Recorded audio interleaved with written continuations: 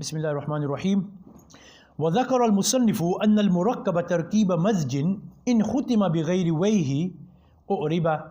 That the Musannif mentioned, meaning Ibn Malik mentioned, that the construction تركيب مزج, i.e. the one that where you connect two words right together without a relation, yeah, they just mix together, like ba'labak, ma'di karib, sibaway. So he says, if this type of tarkib masji in khutima bighayri way, if it finishes, if it ends without a way at the end, like sibaway ends with a way at the end. So a word which doesn't end with a way at the end, like ba'labak for instance. Ba'labak does not have a way at the end. They're two words put together which don't have any relation between them. There's no izafa relation there, there's no isnadi relation there. Is that understood? Right? U'riba, it will be made mu'rab. So if it ends without a way like ba'labakka, it will be mu'rab. So now Ibn Aqeel is going to explain what Ibn Malik meant by this.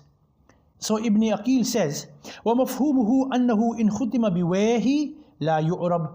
That its meaning is that if it ends with a way, it will not be made mu'rab, bal yubna, rather it will be made mabni. Yarhamukallah.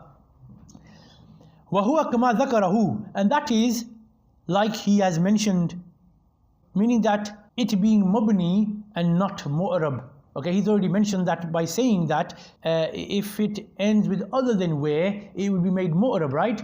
Remember when he said ذَا إِن بِغَيْرِ وَيْهِ تَمَّ أُعْرِبًا, i.e. if it does end with a where, it will be made mabni. فَتَقُولُ, so you will say جَاءَنِي بَعْلَ. So you see ba'labakku there, it is mu'rab. So جَاءَنِي بَعْلَبَكُّ وَرَأَيْتُ بَعْلَبَكَّ, you see, وَمَرَرْتُ بِبَعْلَبَكَّ. So it is mu'rab, but it's غير munsarif. Okay, because remember this is also murakkab mana sarf. So he says, فَتُعْرِبُهُ, you will make it mu'rab, إِعْرَابَ مَا لَا يَنْصَرِف, the i'rab of مَا لَا يَنْصَرِف, i.e. the one that is غير munsarif. وَيَجُوزُ فِيهِ أَيْضًا الْبِنَاءُ عَلَى الْفَتْحِ, and in this construction, in a tarkib mazji, mabni al-fath is also permissible, to be mabni al-fath. When we say mabni al-fath is permissible, it means mabni al-fath is permissible on both parts. You have to make both of them mabni al-fath. So ba'al and bak. So ba'ala bakka in all cases. So you will say ja'ani ba'ala bakka wa ra'aytu ba'ala bakka wa marartu bi ba'ala bakka. Have you understood? See ba'ala bak there. It is mabni al-fath. Both of the parts are mabni. Ba'ala bakka in all scenarios. Have you understood this? So this is the second type of i'rab. You can give a tarkib mazji, a murakkab munasarf, right? This is the second type of i'rab you can give to it. Have you understood? And this second type of i'rab is that both of those parts are made mabni al-fath. Then he says, وَيَجُوزُ أَيْضًا أَن يُعْرَبَ أَيْضًا إِعْرَابَ الْمُتَضَايِفَيْنِ.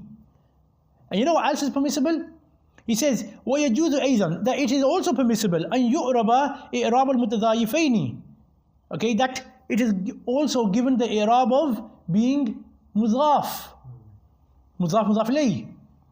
فَتَقُولُ جَاءَنِي حَضْرُ مَوْتٍ وَرَأَيْتُ حَضْرَ مَوْتٍ وَمَرَرْتُ بِحَضْرِ مَوْتٍ. حَضْرُ مَوْتٍ, you see that's a mudhaf ilayh.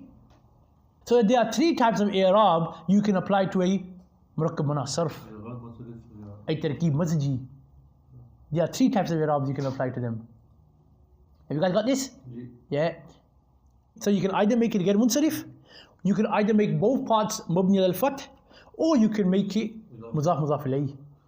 And in other words, the first, yani the mudhaf, it will be changing in the states. In the second part, because of mudhaf ilayh, it will remain in the state of jar. Then he says, وَتَقُولُ فِي مَا خُتِمَ بِوَيْهِ, and you will say in regards to that word which ends with where, you will say جَاءَنِي سِيبَوَيْهِ وَرَأَيْتُ سِيبَوَيْهِ وَمَرَرْتُ بِسِيبَوَيْهِ. In other words, it will be mabni. You will make it mabni ala al-kasr, you will give it kasra in all states. Are you understanding this? وَأَجَازَ بَعْضُهُمْ إِعْرَابَهُ إِعْرَابَ مَا لَا يَنْصَرِفُ. Now he says some nahwis, see that first opinion was the prominent opinion. Now he says, you know, some nahwis, some of them, meaning some of the nahwis, okay, or you can say some of the Arabs as well, okay, they have made permissible is i'rab, the i'rab of that which does not decline, i.e. the i'rab of غير munsarif. For example, جاءني سيبويه ورأيت سيبويها ومررت بسيبويها. Have you understood this? Okay, so in tarkib masji, right, if it ends with a where, if the word ends with a where, what will happen? You've got two options. The prominent opinion is that you will make it mabni al-kasr. Otherwise, you can also make it غير munsarif. وَمِنْهَا مَا رُكِّبَ تَرْكِيبَ إِضَافَةٍ. So of the alams is that which is made, is that which is constructed, the construction of idafa. ما ركب تركيب إضافة كعبد شمس, like عبد شمس, وأبي كحافة, like أبي كحافة. So Abu Kuhafa and Abd Shams, these are examples of alams which are constructed through the construction of mudhaf mudhaf ilayh. وهو معرب, and he says, and you know this type of a construction where the construction has got a tarkib idafi, yeah, it's going to be mu'rab. You will say جاءني عبد شمس وأبو كحافة ورأيت عبد شمس وأبا كحافة ومررت بعبد شمس وأبي كحافة. Have you understood this? So they're mu'rab, okay? So when you see a mudhaf mudhaf ilayh construction of anybody's name, whether it's a name, whether it's a laqab, or whether it's a kunya, alright, what will happen? It will be mu'rab. Okay, then he says, why did Ibn Malik give two examples? You know, why did he say Abdu Shams and why did he say Abu Kuhafa? So he explains that. He says, وَنَبَّهَ بِالْمِثَالَيْنِ عَلَىٰ أَنَّ الْجُزَّ الْأَوَّلَ يَكُونُ مُؤْرَبًا بِالْحَرَكَاتِ كَعَبْدِ وَبِالْحُرُوفِ كَأَبِي. That, you know, by giving these two examples, he has informed with the two examples upon the fact that the first part will be mu'rab with harakat, like abd, and with huruf, like abi. So you see, the first part of this construction, i.e. the mudhaf, can be mu'rab with harakat, and it can also be mu'rab with huruf. Because remember, abun, yeah, the waw comes substituting the dhamma, the alif comes substituting the fatha, and the ya comes substituting the kasra, and these three letters are substituting those harakat, and they have been made mu'rab with huruf rather than harakat. So he says this is why he's given these two examples. And the other reason why he's also given these two examples is that وَأَنَّ الْجُزَ الثَّانِيَ يَكُونُ مُنْصَرِفًا كَشَمْسٍ وَغَيْرَ مُنْصَرِفٍ كَكُحَافَةَ. That, you know, the second part of this construction, i.e. the mudhaf ilayh, it can be munsarif, like Shams is munsarif, and it can be ghair munsarif, like Kuhafa is ghair munsarif. So we've got two things here, haven't we now? We've got alam and ta'nith. So therefore, it's become ghair munsarif. This is what Ibn Aqeel has said, but some other Nahwis have also said that the reason why Ibn Malik has given these two examples is because he's shown you that the mudhaf mudhaf ilayh construction which occurs in a'lam is not restricted to only ism, because he's given a kunya here as well, hasn't he? Because Abdu Shams is an ism, whereas Abu Kuhafa is a kunya. Because remember, alam had three types. There was ism, there was kunya, and there was laqab, right? So to show that it's not restricted, that is mudhaf mudhaf ilayh construction in a'lam is not restricted in ism, rather it goes beyond, and he gave an example of kunya as well. Have you understood this? Yeah. So Ibn Malik continues. Yes, Umar, can you read please? ووضعوا لبعض الأجناس علم كعلم الأشخاص لفظا وهو عام من ذاك أم عرية للأقرب وهكذا فعالة للثعلب ومثله برة للمبرة كذا فجار علم للفجرة. Yes, good. ووضعوا لبعض الأجناس علم. And they have formed, they have placed, they have, in other words, invented, okay, لِبَعْضِ الْأَجْنَاسِ, for some genuses, and they have formed for some genuses alam, names, okay, alam, names. كَعَلَمِ الْأَشْخَاصِ لَفْزًا, like the name of ashkhas, meaning people, like the names of people, lafzan, and they are like the names of people in terms of words, words that they are similar to the names of people in terms of words, but not in terms of ma'na. And I will get to that inshallah. وَهُوَ عَمْ, meaning وَهُوَ عَمْ. Huwa is going to alam. Remember he said وَوَضَعُوا لِبَعْضِ الْأَجْنَاسِ alam. You know that alam. The alam that they have made for some of the ajnas, for some of the genuses. He says that alam is am. It is collective. It encompasses more. It encompasses more than like you see the alam al-ashkhas encompassing. It doesn't specify something. It is more encompassing than the alam al-ashkhas. Okay, so you know am, this word, it can either be fi'l mazi, meaning that it was, meaning that it is now as well because it hasn't stopped. So it is collective. Alright, or it can be ism tafzeel, meaning a'am. But you know how you say khair, which is really akhyar, and how you say shar, which is really ashar. So just like shar, which is really ashar, like sharrun min zalik, this is more evil than that. So just like that, right? The hamza has been dropped and is ism tafzeel. In which case it will be that, you know, this alamul ajnas, it is more common, it is more collective, it is more encompassing than the alamul ashkhas. Because the alamul ashkhas focuses on one individual, but the alamul ajnas does not focus on one individual, it focuses on the whole group. Then he says, from that, min dhaka, meaning from the alamul ajnas. From the alamul ajnas is what?